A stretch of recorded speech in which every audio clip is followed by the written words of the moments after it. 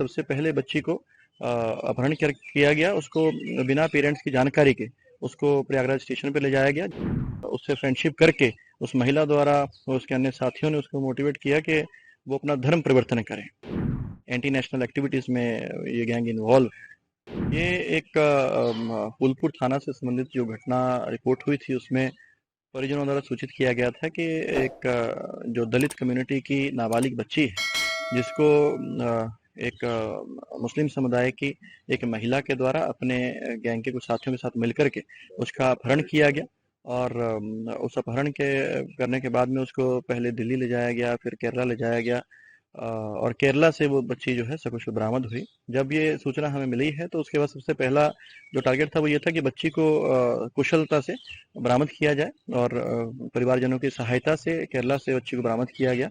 और जो बच्ची से जो बयान लिए गए, सबसे पहले क्योंकि काफ़ी ट्रॉमेटिक इंसिडेंट उसके साथ में रहा, तो पहले उसको काउंसिल करके काउंसिल किया गया, और उससे जो जानकारी जुटाई गई, उससे ये जो जानकारी मिली कि सबसे पहले बच्ची को अपहरण किया गया। उसको बिना पेरेंट्स की जानकारी के उसको प्रयागराज स्टेशन पे ले जाया गया, जहाँ पे कि उसी गैंग के सदस्य के द्वारा जिसकी अरेस्टिंग हुई है, उसके द्वारा बच्ची के साथ में गलत तरीके से हरकत की गई, छेड़छाड़ की गई, जिसका बच्ची ने विरोध किया। उसके बाद उसको दबाव बना करके और उसको डरा धमका करके दिल्ली ले जाया गया। दिल्ली से फिर अलग अलग राज्यों से होते हुए केरला ये गैंग उसको लेकर के गया, और रास्ते में और अभी तक लगातार उससे फ्रेंडशिप करके उस महिला द्वारा उसके अन्य साथियों ने उसको मोटिवेट किया कि वो अपना धर्म परिवर्तन करें। और जैसा कि बच्ची ने बताया कि पूरे रास्ते में जाते हुए और अभी तक अलग अलग लोगों से, जिनसे उस महिला के माध्यम से या अन्य आदमियों के माध्यम से, व्यक्तियों के माध्यम से जो बातचीत हुई, तो उसको वहाँ पे जाकर के जो लगा उनकी गतिविधियों से कि वो एंटी नेशनल एक्टिविटीज़ में ये गैंग इन्वॉल्व है। जिसके पश्चात वहाँ उस किसी तरह से वहाँ से छूट करके वहाँ से भागी, और वहाँ लोकल उसने हेल्प मांगी, जिसके बाद में जब हमें सूचना मिली तो परिवारजनों के साथ में बच्ची को बरामद किया गया है।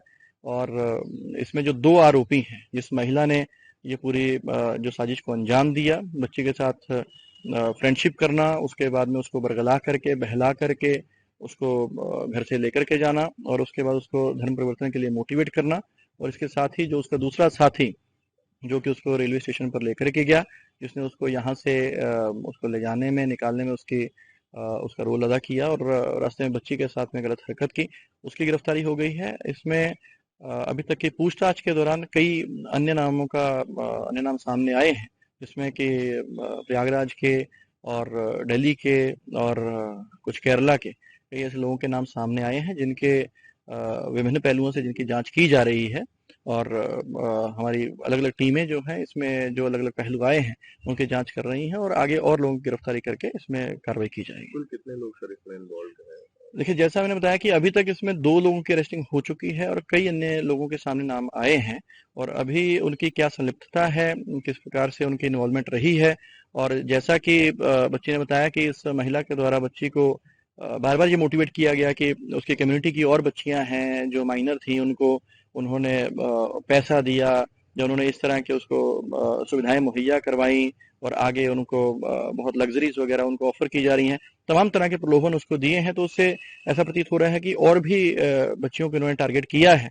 तो ये सभी हमारे पहलू हैं जांच के, जिनके ऊपर हमारी इन्वेस्टिगेशन अभी जारी है। क्या जो आतंकवादी संगठन का भी नाम है, तो क्या एनआईए भी इसमें इन्वॉल्व किया गया जांच के लिए? देखिए, अभी जो उत्तर प्रदेश पुलिस है उसके द्वारा ये जांच अभी हमारे द्वारा की जा रही है।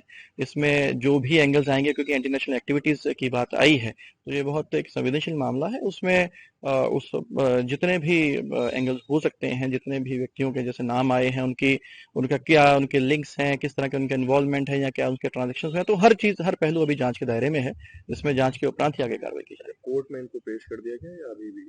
अभी क्योंकि कस्टडी में लेकर के पूछताछ की जा रही है, आगे फिर कार्रवाई की जाएगी, विधिक कार्रवाई की जाएगी।